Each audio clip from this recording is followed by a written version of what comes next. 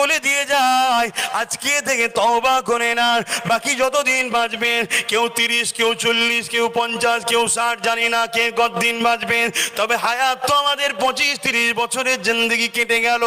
এ যুবকেরা, তরুণেরা, যার 20 বছর বয়স হয়ে গেছে